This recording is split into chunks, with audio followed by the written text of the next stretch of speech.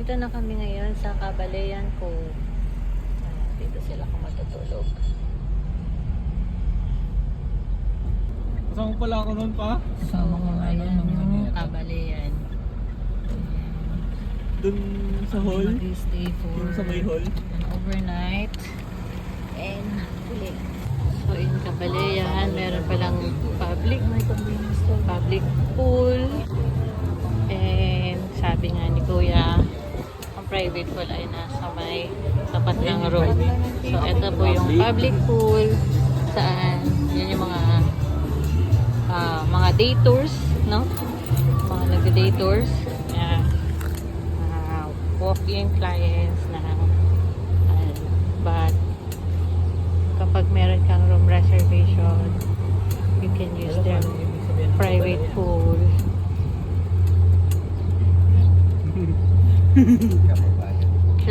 Cabalayan is kababayan in Tagalog. Opo. Then sa Pampanga naman, Kabalen. Kabalen. Oh, okay. Yeah, so that is the Cabalayan. Yeah, so Anong tayo mo? 40 or 45? 40 and 45. Oh, ang ganda Ayan yung private pool. Private pool, may apat kayo may jacuzzi doon po. And then may restaurant. Yan, so let's see later on para sa swimming pool. And this is their cottages. Sorry, the rooms. So, eto na nga guys. Dito kami sa Cabalayan and ito na yung room namin. Let's check out. So, ayan, pasok tayo sa room. Good for 4. Good for yung room. Okay. Sa room Meron din namin. siyang Ito yung 2 beds. Ayan. So, dalawa yung bed. Then, yan. full pass, oh. 2 beds. Then, meron din siyang mga cabinets. Yan. So, yung cabinets nila may, siya, mirror. So, meron din silang tables. And, yung kanilang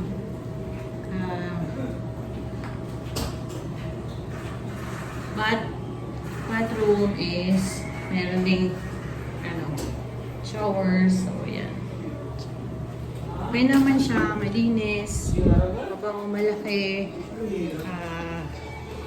Yan, si daddy, nahihilo na. So, ayan. Okay naman yung room. So, good for 4, very convenient, very good room. Maluwag and maganda yung location niya. Actually, maganda po yung place. So, ayan guys. Later on, i-check tayo ng pool area. So, ito yung dapat dinala natin yung kotse. Balayan. Sabi mo, sumabay eh.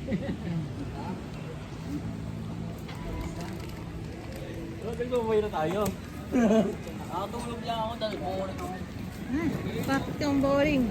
May pool. Ayan. So, let's go with the room of ate.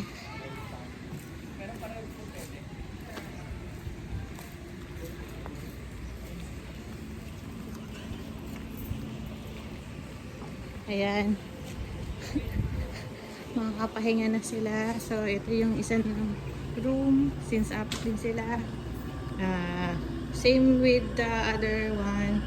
Ito din. 2 beds. Meron din TV. May mini ref, tables, and ang kinaganda is ay sa nagatid sa amin, pwede kaming magpa-set up sa breakfast kung gusto namin dito sa loob or sa labas na katulad dito.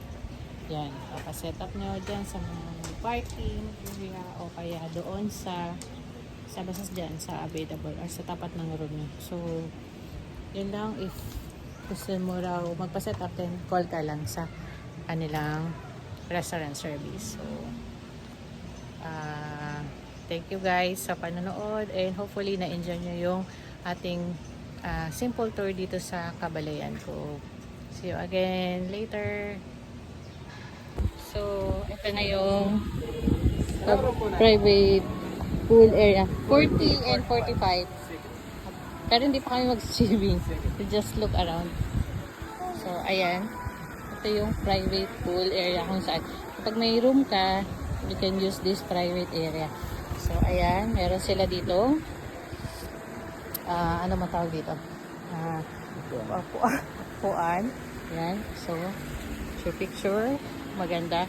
Then, it's like a Olympic pool yung meron for the private pool area ng mga guests nila. So, yun yung pwedeng gamitin. Pwede rin gumamit daw sa public pool yung kanina. And just, show your, yung entrance ticket para maka-access ka. And you can use the cottages here, the table for free since part of the na yung paggamit mo exclusively for these pool areas. So ayun nga guys, that's it. If you want to check the Cabalayan, and I will recommend kasi sulit para sa family and sulit para doon sa mga mag-stay kasi maganda na, very affordable din siya. So that's it guys. Thank you and subscribe to my channel, Jude's TV.